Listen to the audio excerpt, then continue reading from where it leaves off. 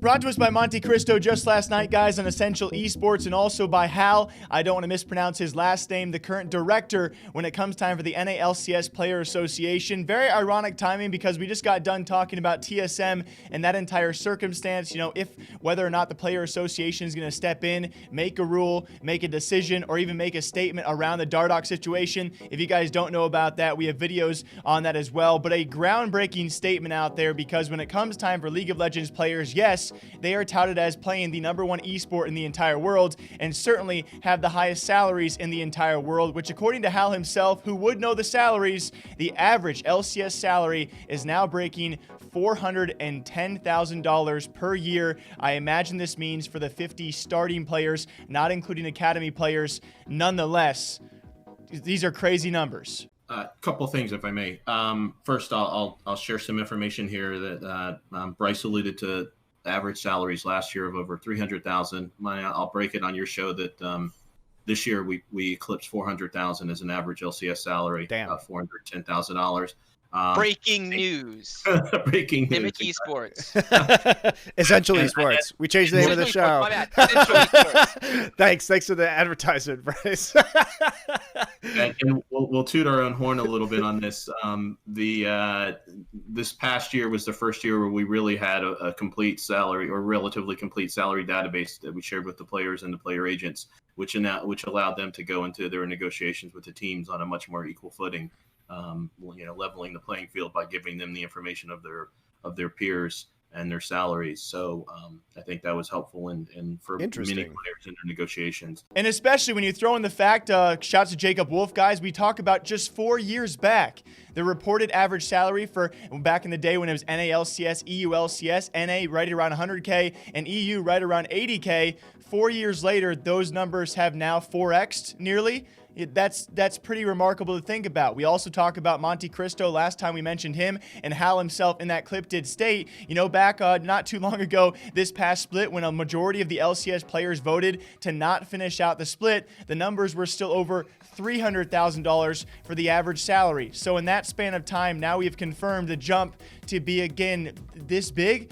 It's pretty crazy, right? For a lot of points out there, obviously when it comes time for average salary, that is not what the typical player is making, because we have such big contracts being signed, Huni being the most recent one, to Dignitas, now of course to transfer to Evil Geniuses. Who knows how the details of that deal are going to work through, but either way, he did sign a $2.3 million 2-year deal. We got Xmithie, we got Doublelift also having groundbreaking and record-breaking contracts in the past as well for how much they are paid. So it does make you wonder, what is the skew between the top 10 and maybe the bottom 40 players? You got to imagine, yes, this might be the average LCS salary, but the average LCS player will not be making that. I would love to see a range of players out there, or the median for what these players are making, because certainly not all of them, or nearly any of them, are making $410,000 per year. Even if they were, despite all of this, the fact the salary is this high on average, Is this worrying to anyone else out there? That it was one of my first thoughts. Compare it to CSGO. We see the top players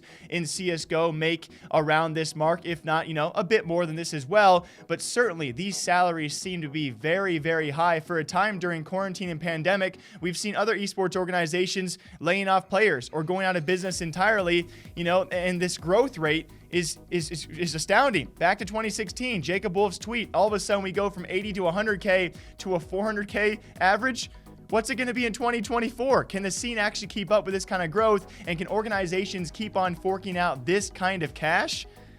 I don't know. But I did want to stress to all of you guys, there is no chance that a lot of players are making this much, and still it is impressive, right? You see the gesture that Hal is making when he says, yeah, no big deal, we're making that much money. Certainly compared to other esports, this is astounding levels of cash. I just wish we knew the finite details of who was making what. That would be very much very cool. And more so, I would love to see the median, so we actually know what most of these players are making, and not the top notch, which kind of skew this number upwards in a northern direction. So yes, the salaries are pretty high, guys. Yes, they have grown tremendously fast as well, but this is not what the average player is making. I think the average term is a bit misleading when it comes down to it, but either way, the #1 esport in the entire world is paying the #1 numbers in the entire world as well. What do you guys think about this? Speaking of Hal from the Player Association, I would love a statement. I would love something. You know, we keep on talking about this. To end on this, guys, we keep on talking from League of Legends to Counter-Strike to Call of Duty, all within the past week and a half to 2 weeks. The rise of player associations. You know, there has to be some sort of player union come together to make a stance or make some rule changes. Will they ever make progressive moves?